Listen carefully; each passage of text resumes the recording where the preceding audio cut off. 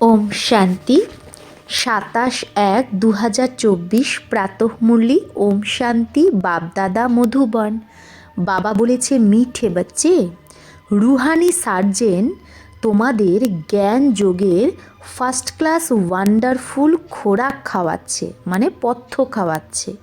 Rouhani surgeon আমাদের জ্ঞান যোগের ফার্স্ট ক্লাস ওয়ান্ডারফুল পথ্য খাওয়াচ্ছে।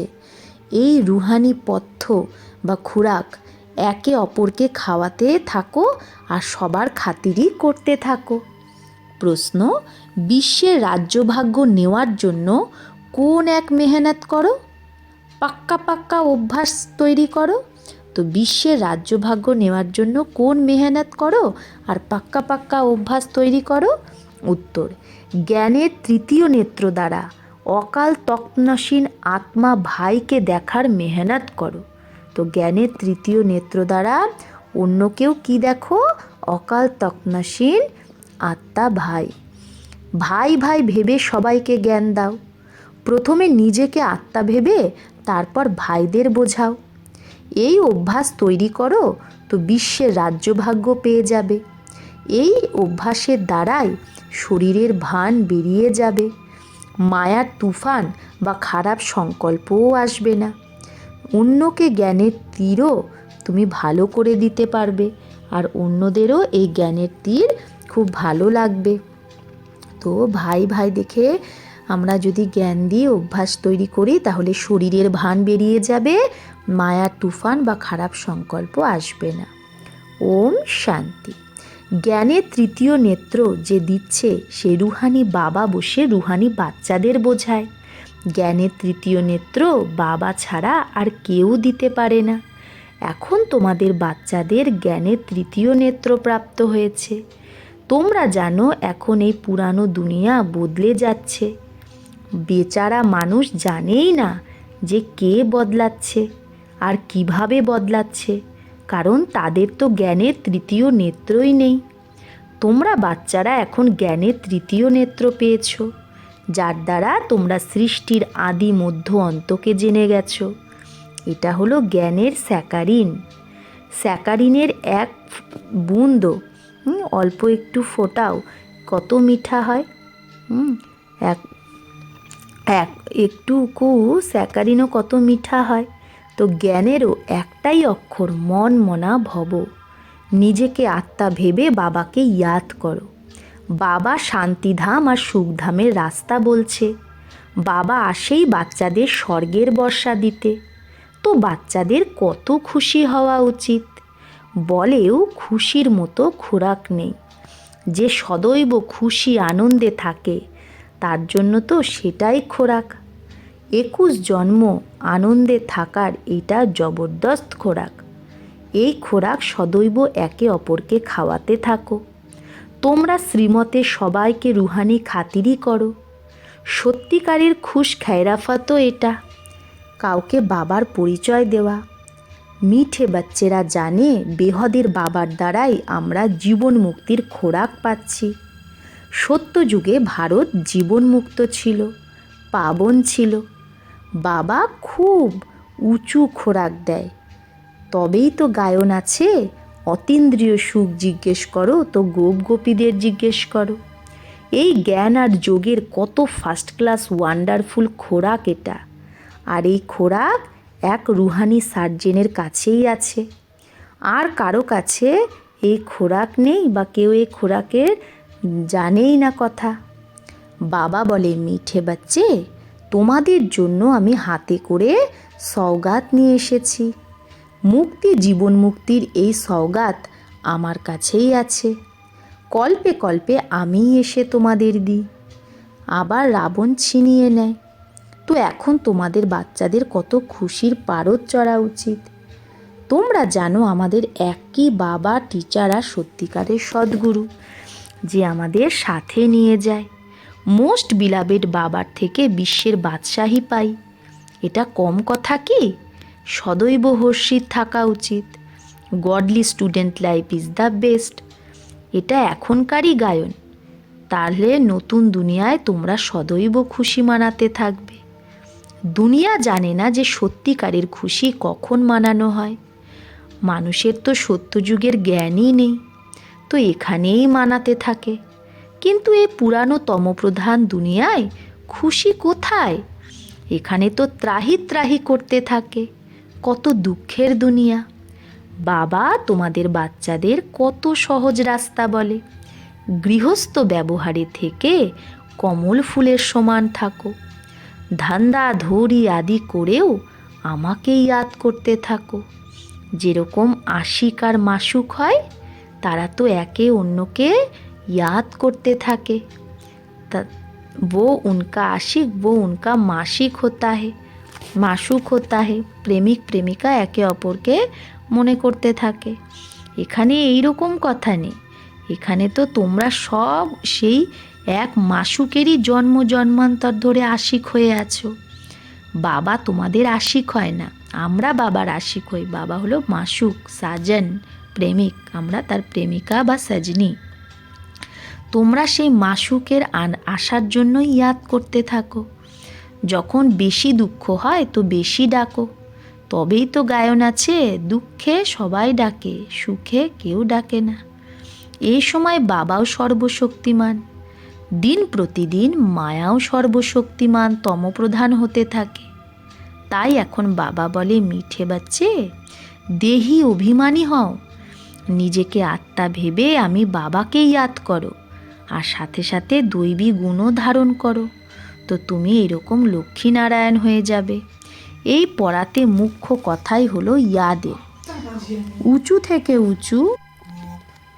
তাই মায়াও সর্বশক্তিমান তমপ্রধান হতে থাকে দিন প্রতিদিন। তাই বাবা এখন বলে, মিঠে বাচ্চে দেহি অভিমানী হও, নিজেকে আত্মা ভেবে আমি বাবাকে স্মরণ করো, আর সাথে সাথে দৈবী গুণও ধারণ করো, তো তোমরা এইরকম লক্ষ্মীনারায়ণ হয়ে যাবে। এই পড়াতে মুখ্য কথাই হলো ইয়াদের, উঁচু থেকে উঁচু বাবাকে খুব ভালোবেসে স্নেহ সহিত ইয়াদ করতে হবে। সেই বাবাই তো নতুন দুনিয়া স্থাপন করে। বাবা বলে, আমি এসেছি তোমাদের বাচ্চাদের বিশ্বের মালিক বানাতে, তাই এখন আমাকে স্মরণ করো, তো তোমাদের অনেক জন্মের পাপ কেটে যাবে। পতিত পাবনকেই ডাকে না? এখন বাবা এসেছে তো নিশ্চয়ই পাবন হতে হবে। বাবা দুঃখহর্তা সুখকর্তা। বরাবর সত্যযুগে পাবন দুনিয়া ছিল, তাই সেখানে সবাই সুখী ছিল। এখন বাবা আবার বলে, হে বাচ্চে শান্তিধাম আর সুখধামকে ইয়াদ করতে থাকো। এখন হলো সঙ্গম যুগ, মাঝি তোমাদের এই পার থেকে ওই পারে নিয়ে যায়। নৈয়া কই এক নেই, নৌকা একটা না, সারা দুনিয়ায় একটা বড় জাহাজ। সেই দুনিয়াকেই বাবা পার নিয়ে যায় ওই পারে। তোমরা মিঠে বাচ্চাদের কত খুশি হওয়া উচিত। তোমাদের জন্য তো সদৈব খুশি খুশি। বেহদের বাবা আমাদের পড়াচ্ছে, বাহ! এটা তো কখনো শুনিনি, কখনো পড়িনি। ভগবানও বাচ, আমি তোমাদের রাজযোগ শেখাই, তোমরা রুহানি বাচ্চাদের রাজযোগ শেখাচ্ছি, তো পুরো রীতি শেখা উচিত, ধারণা করা উচিত, পুরো রীতি পড়া উচিত। পড়াতে নাম্বার বার তো সদৈব হয়ই। নিজেকে দেখতে হবে আমি উত্তম না মধ্যম না কনিষ্ঠ। বাবা বলে, নিজেকে দেখো আমি উঁচু পদ পাওয়ার যোগ্য, রুহানি সার্ভিস করি। কারণ বাবা বলে, বাচ্চে সার্ভিসেবল হও, ফলো করো। আমি আসি সার্ভিসের জন্য, রোজ সার্ভিস করি, তাই তো আমি এই রথ নিয়েছি। এই রথ বিমার যদি হয়ে যায়, অসুস্থ হয়ে যায়, তাও আমি এর মধ্যে বসে মুরলি লিখি। মুখ দিয়ে বলতে পারে না, তো আমি লিখে দিই, যাতে বাচ্চাদের জন্য মুরলি মিস না হয়। তো আমিও সার্ভিসেই আছি না। এটা হলো রুহানি সার্ভিস, আত্মাদের সার্ভিস। বাবা মিঠে মিঠে বাচ্চাদের বোঝায়, বাচ্চা তোমরাও বাবার সার্ভিসে লেগে যাও, অন গড ফাদারলি সার্ভিস। সারা বিশ্বের মালিক বাবাই তোমাদের বিশ্বের মালিক বানাতে এসেছে। যে ভালো পুরুষার্থ করে তাকে মহাবীর বলে।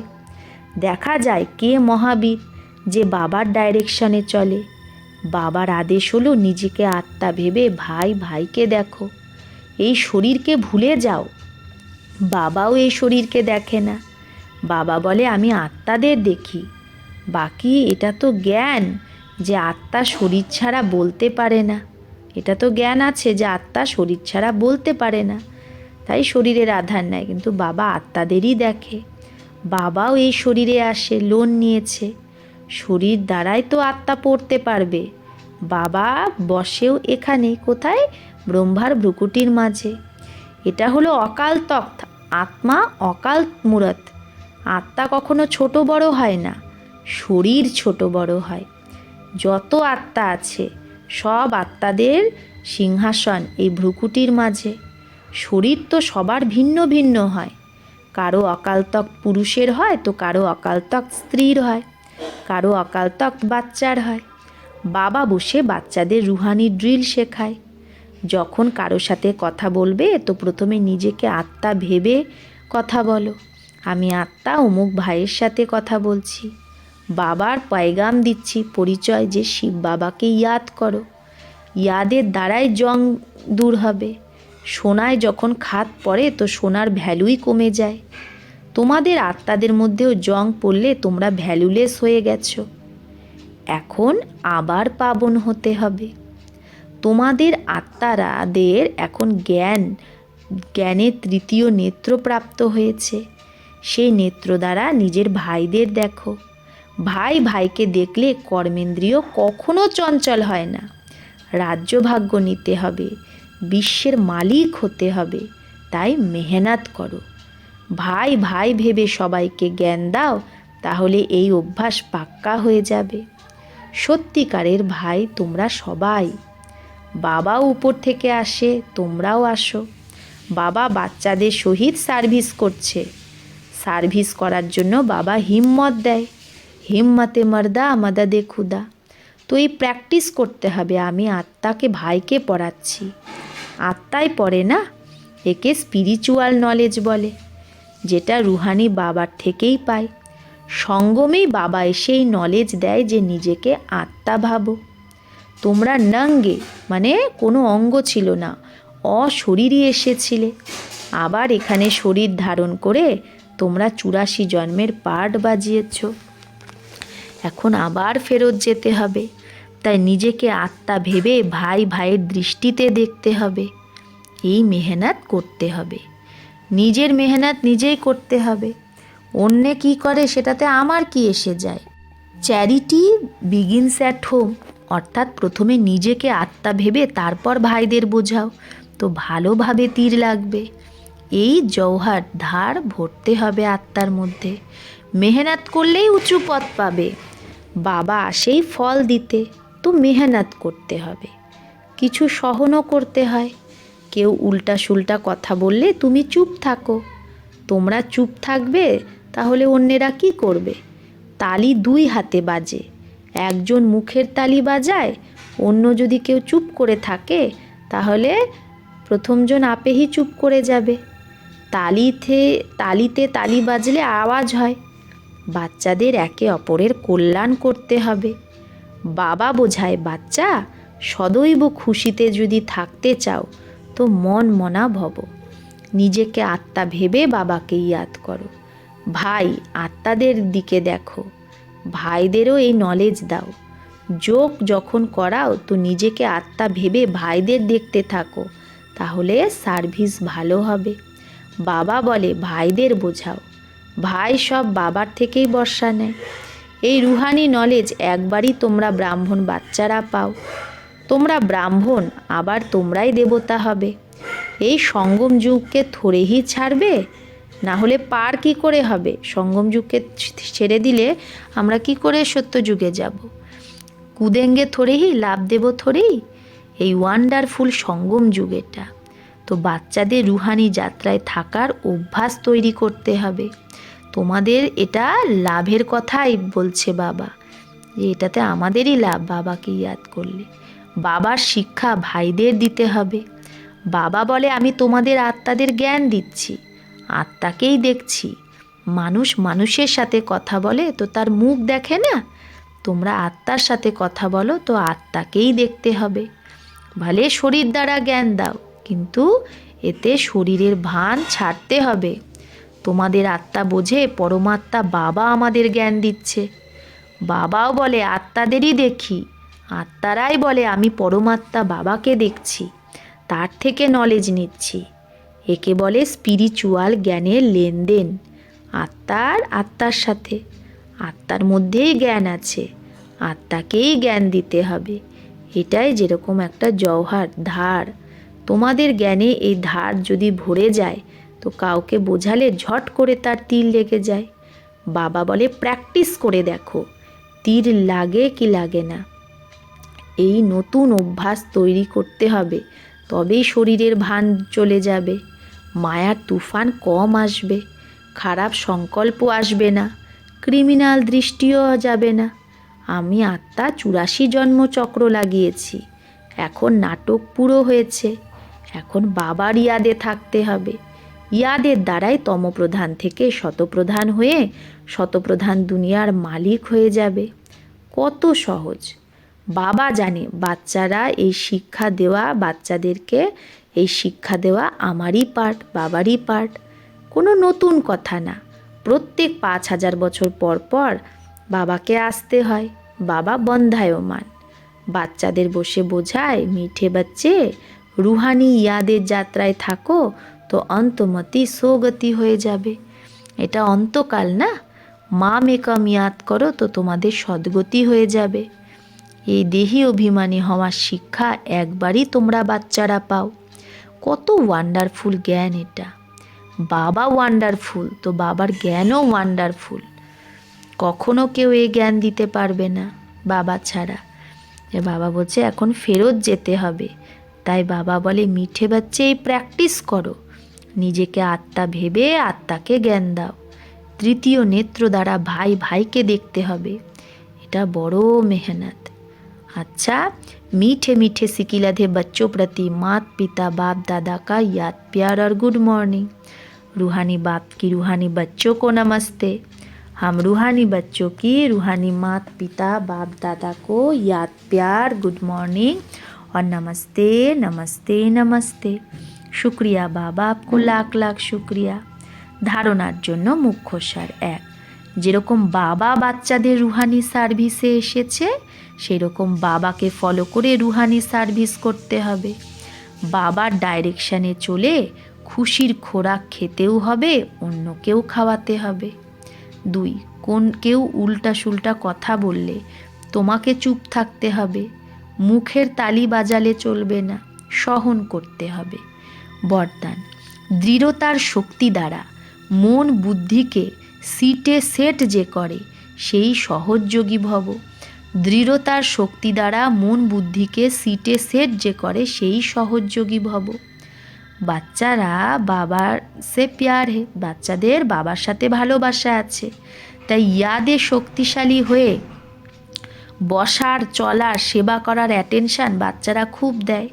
কিন্তু মনের ওপর যদি পুরো কন্ট্রোল না থাকে, মন অর্ডারে না থাকে, তো অল্প সময় ভালোভাবে বসে, আবার হিলনা ডুলনা শুরু হয়ে যায়, হেলা দোলা শুরু হয়ে যায়।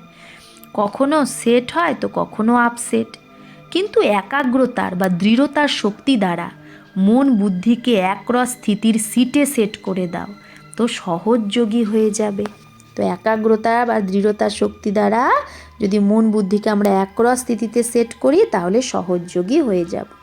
স্লোগান, যত শক্তি আছে সেই শক্তিকে সময়ে ইউজ করো তো খুব ভালো ভালো অনুভব হবে। যত শক্তি আছে তাকে যদি সময়ে ইউজ করি তাহলে খুব ভালো ভালো অনুভব হবে। অব্যক্তি সাইলেন্স দ্বারা ডবল লাইট ফরিস্তা স্থিতির অনুভব করো। এখন প্রত্যেক ব্রাহ্মণ